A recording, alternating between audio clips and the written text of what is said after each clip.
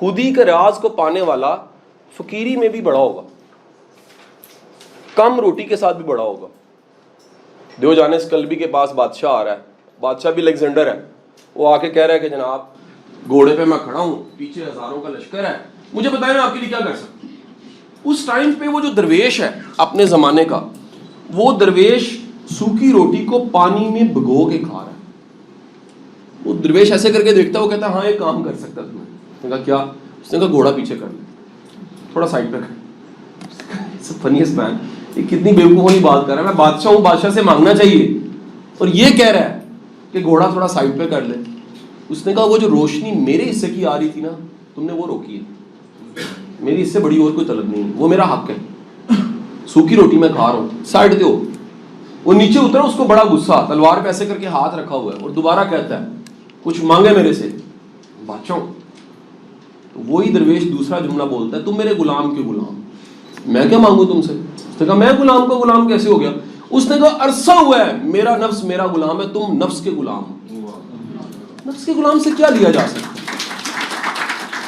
نفس کے غلام سے کیا لیا جا سکتا ہے؟ اور ایک دوسری اس پہ بڑی ایک اچھی ایک کہانی بنی ہوئی ہے, اور یہ بھی صوفیزم کی کتابوں میں آپ کو ملے گی.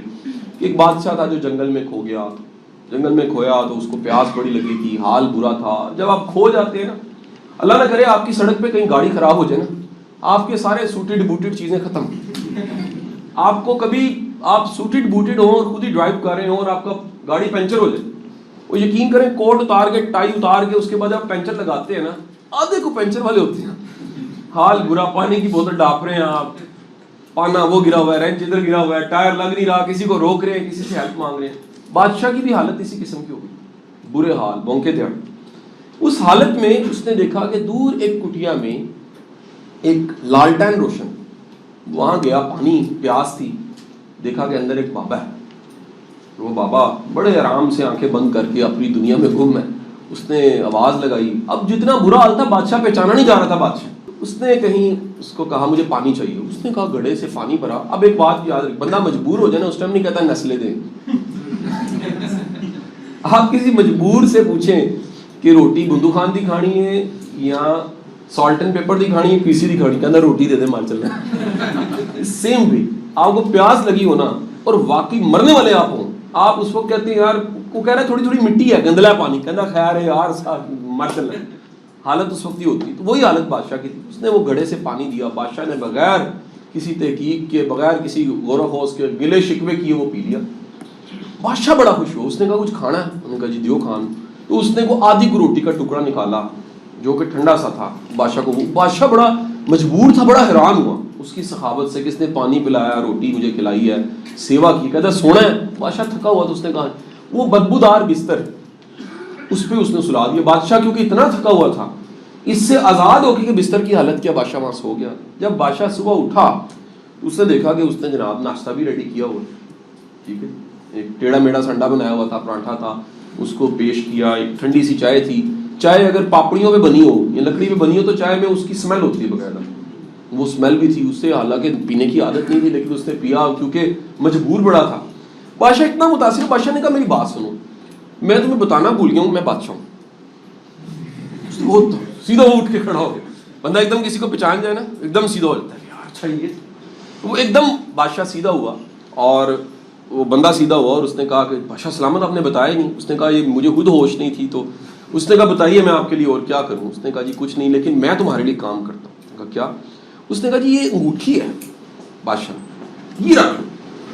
اس نے کہا جی کس کام کی ہے؟ اس نے کہا یار کبھی میری ضرورت پڑی, کچھ مانگنا ہوا, اس انگوٹھی کو تم نے پہننا ہے, تم میرے محل پہ آنا, تم اگر اسے دکھانا شروع کرو گے یہ دیکھتے ہی میرے سب کے سب سپاہی سب لوگ سمجھ جائیں گے کہ رستہ دینا ہے.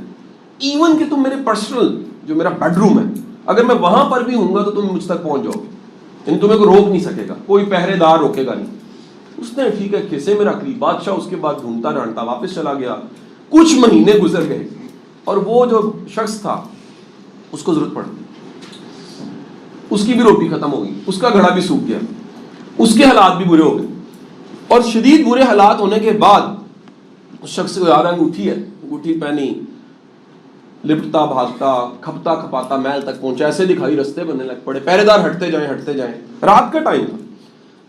وہ بڑا حیران ہوا کہ جہاں وہ کرتا تھا بندے ہٹ جاتے تھے, جہاں پہرے دار کو دکھاتا تھا وہ نیزے پیچھے کر لیتے تھے, جہاں دکھا تلواریں پیچھے کر لیتے, جہاں کرتے کرتے آخر کار اسے پتہ لگا کہ خاص فلانا کمرہ وہاں بادشاہ ہے, وہاں ایک ہلکا سا دیا سا روشن تھا. وہ گیا, ابھی وہ اس پردے کی اوٹ میں اس نے بادشاہ کو دیکھا تو بادشاہ سجدے میں کچھ مانگ رہا تھا. اس نے اسی وقت نا بادشاہ کو دیکھا ہے اس سجدے کی حالت میں, تو پلٹا ہے. وہ پلٹا ہے تو پاس پڑا جو ایک گلدان سا تھا اس کو ٹھوکر لگی, وہ ٹوٹ گیا. وہ ٹوٹا تو بادشاہ بھی ایک دم چوکنا ہو گیا, کون ہے, آواز لگائی اس نے. اتنی دیر میں تلواروں والے سارے ٹک ٹک ٹک ٹک کرتے کرتے آ گئے. وہ بندہ پکڑا گیا, اس نے کہا تم کون ہو؟ اس نے کہا بادشاہ سلامت. انگوٹھی, او تم تو حکم کرو تم کیا کہنا. کہتا بادشاہ سلامت میں آیا مانگنے تھا لیکن میں نے مانگنا نہیں ہے. اس نے کہا کیوں؟ کہتا آپ تو خود مانگتے, میں آپ سے کیا مانگوں, میں اس سے مانگوں گا جس سے آپ بھی مانگتے ہیں. اپنی شناخت کا مطلب یہ ہے اپنے رب کو پہچانے بھائی. یہ ہو نہیں سکتا کہ رب نے آپ کو نواز کے نہ بھیجا ہو, رب نے کوئی کمی کوتاہی رکھی ہو. یہ جتنی بڑی سٹوریز ہیں نا, نیک وجیجیک اور کسی اپاج کی اور کسی ایسے شخص کی, ایون خدا ان سے بھی دکھاتا ہے کہ دیکھو یہ ادھورے ہو کے کتنے کامیاب ہیں, ڈسیبل ہو کے کتنے, ہینڈی کیپڈ ہو کے کتنے کامیاب. انسان اتنا شاہکار ہے رب کا کہ اگر اس کا بازو بوزو بھی کٹ جائے پھر بھی ہیرو ہو جاتا ہے نا. کہانی نا فائر کی کہانی ہے, ایک بندے کا بازو کٹ گیا اس کے باوجود چیمپئن شپ جیت لی اس نے. بندہ نابینا اس کے باوجود کام کر لیا. ایک بندہ جس کے ٹانگیں بازو نہیں ہیں دنیا کا بیسٹ اسپیکر بن گیا. یہ اتنی بڑی مخلوق ہے کہ یہ اس کے رستے میں آنے والا پہاڑ بھی دو حصوں میں چلا جاتا ہے, دریا سمٹ جاتا ہے. اقبال کی فلسفی یہی ہے نا کہ دریا سمٹ جائیں گے, پہاڑ ریزہ ریزہ ہو جائیں گے, تم اس سے اوپر کیوں نکل جاؤ گے. یہ وہ مخلوق ہے جس کو اللہ نے وہ اسٹرینتھ دی ہے کہ اس کے سامنے دنیا کی کوئی مخلوق کھڑی نہیں ہو سکتی, کوئی ہرڈل کھڑا نہیں ہو سکتا. میں وہ جملہ آپ سب کی نظر کرتا ہوں جو واصف صاحب کے انتقال سے پہلے آپ نے فرمایا تھا, یہ بڑا کم میں نے کوٹ کیا. واصف صاحب نے کہا یاد رکھو اللہ نے انسان کو اتنی طاقت دی ہے, دنیا کی کوئی طاقت اس کے آگے کھڑی نہیں ہو سکتی. انسان کے آگے اللہ نے دی ہے اس کو, اللہ نے انسان کو طاقت اتنی دی ہے, انسان کے ارادے کے سامنے کوئی چیز کھڑی نہیں ہو سکتی. اگر انسان ٹھان لے, ارادہ کر لے, اللہ پہ بھروسہ کر کے, اللہ نے اس کو اتنا اختیار دیا ہے. آپ جا کے دیکھیں دنیا کی ساری انوینشنز, ایجادات, دریافت چیزیں کس نے کی ہیں؟ ایک مخلوق نے صرف. اس مخلوق کا نام کیا ہے؟ انسان. کیسے کیے ہیں؟ اللہ نے یہ کریٹو بنانے کی اسٹرینتھ انسان کو دی ہے. آپ دیکھیں, آپ اپنی لائف کی سٹوریز دیکھیں, آپ نے کیا کیا بنایا ہوگا. یہ کریٹیوٹی صرف انسان کے پاس ہے, کسی مخلوق کے پاس نہیں. یہ رستے بنا لینا انسان کے پاس ہے, یہ حالات مشکل ہونے کے باوجود کوئی رستہ سوچنا انسان کے پاس ہے, چیلنج کے باوجود جینا انسان کے پاس ہے, اور بیسٹ پاسبلٹیز پہ چلے جانا انسان کے پاس ہے, کرتے کرتے کہیں پہنچ جانا انسان کے پاس ہے. باقی مخلوقیں قید ہیں. ٹھیک ہے جی, وہ کہتا ہے جی وہ حالات, قسمت, چیزیں, اقبال کہتا ہے یہ نباتات, جمادات سب چیزیں پابند ہیں ان کی. مومن ہے فقط احکام الہی کا پابند. ذرا سنیے گا دھیان سے, مومن خود پہ جو پابندی لگاتا ہے نا وہ اس رب ذوالجلال کی وجہ سے لگاتا ہے جو اس نے حکم دیے انہیں. رکنا نہ چاہے وہاں بھی نہ رکے, گناہ کر دیتا ہے, لیکن وہ رکتا اس لیے ہے کہ یہ حکم رب کی طرف سے ہے, خالق کی طرف سے ہے. اس کی لمٹ ہی کوئی نہیں ہے, انسان کی لمٹ ہی کوئی نہیں اس کی. اسی لیے میں کہتا ہوں کہ ایک ایمان کا مطلب یہ ہے کہ آپ کی جو عقل ہے نا اس عقل سے افضل وحی کو سمجھے. کیا جملہ میں نے بولا ہے؟ عقل سے افضل وہی کیا کہتی ہے؟ اللہ کہتا ہے میں معاف کرنے والا ہوں. اگر آپ میں سے کسی کا کبھی اپنی عقل کہتی ہے نہیں وہ کرتا نا تو بھائی تم بیوقوف ترین انسان ہو, کیونکہ عقل سے بڑی چیز کیا ہے؟ رب, رب کی وحی. تم کہتے ہو جی میرا مستقبل اچھا نہیں ہے, وہی کیا کہتی ہے؟ میری رحمت سے نا امید نہ ہونا. تو کبھی اگر عقل سوچتے سوچتے پھنس جائے اور کہے کہ نہیں نہیں نہیں نہیں آنے والے دن اچھے نہیں ہیں, تو عقل کو ذرا شٹ اپ کال دے دینا. نہیں, اس کی جو رحمت ہے نا وہ غضب پہ حاوی ہے, حساب کتاب نہیں کرتا, وہ رحمت سے چلاتا ہے ہمیں. تو وہ کیا ہوگا؟ وہ عقل نیچے ہو جائے گی, وہی کیا ہو جائے گی؟ سو یاد رکھیے خودی کا کانسیپٹ اقبال کے ہاں ہے اپنے بیسٹ پوٹینشیل کی شناخت. اچھا پھر اصل میں اب دیکھیں اس کا لمیٹڈ ورژن آپ کو بتاتا ہوں خودی کا. وہ ہے گورے والا پیشن پروفیشن ایک ہونا چاہیے. It's very limited. میں ڈیفینیشن اقبال کیا کہہ رہا ہے؟ اقبال کہہ رہا ہے پیشن اور لائف ایک ہونی چاہیے.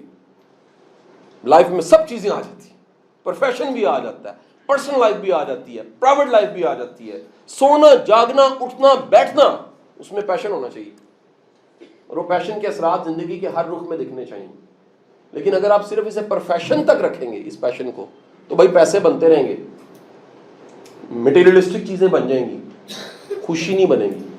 زندگی کی بڑی کمائی اطمینان قلب ہے. اچھا اطمینان قلب کا مطلب یہ ہے کہ جو آپ کر رہے ہو اس سے آپ دل سے سیٹسفائی, روح سے رجے ہوئے. یہ بڑا ضروری ہے, روح سے رجنا, ٹھیک ہے, ندیدے نہ ہونا, ٹھیک ہے جی. دوسری کمائی کیا ہے؟ خوش ہو, خوشی ہے. آپ جو کچھ کرتے ہو اصل میں خوش ہونے کے لیے, کماتے بھی خوش ہونے کے لیے. تو اگر آپ کا فلو ہے آپ خوش ہو.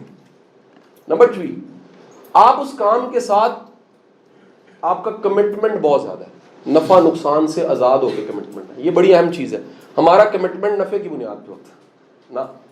اگر وہ واقعی آپ کی خودی ہے تو نفع نقصان سے آزاد ہو کے وہ کمٹمنٹ ہوگا. آپ کو کہ یار فائدہ نقصان کیا چیز ہوتی ہے, میں اس سے خوشی اتنا زیادہ ہوں کہ مجھے اس سے پرواہ ہی نہیں ہے, آ جائیں ٹھیک ہے, نہ آئیں تب بھی ٹھیک ہے. ٹھیک ہے جی. نیکسٹ, آپ اس میں قابلیت پیک پہ چلے جاتے ہو. Excellent, become excellent. دین بھائی یہ بھی تقاضا کرتا ہے نالائق مسلمان نہیں ہونا چاہیے, مسلمان لائق ہونا چاہیے. ہمیں یہ بھی بات سیکھنی چاہیے.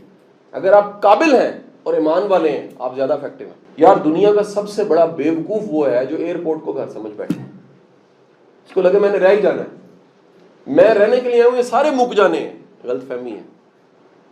مطلب آپ جا کے دیکھ لیں دنیا میں جس بندے کی بھی تاریخ میں ہم اتنے نام پڑھتے ہیں, اتنا بڑا انسائکلوپیڈیا دکھایا, جتنی مرضی آپ آٹو بایوگرافیز پڑھ لیں, بڑے نام پڑھ لیں, یار ان کا یہ تذکرہ نہیں آپ کرتے ان کے گھر بڑے بڑے تھے, ان کی گاڑیاں بڑی تھیں, ان کے گھوڑے بڑے تھے, ان کے پاس مال بڑا تھا, ان کے پاس پیسہ بڑا تھا.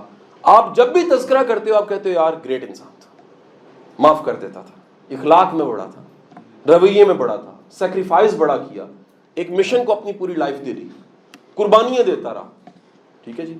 My son came to me, میرا بچہ مجھے رات کو آ کہنے لگا پاپا وائی بھگت سنگھ کیوں بڑا تھا.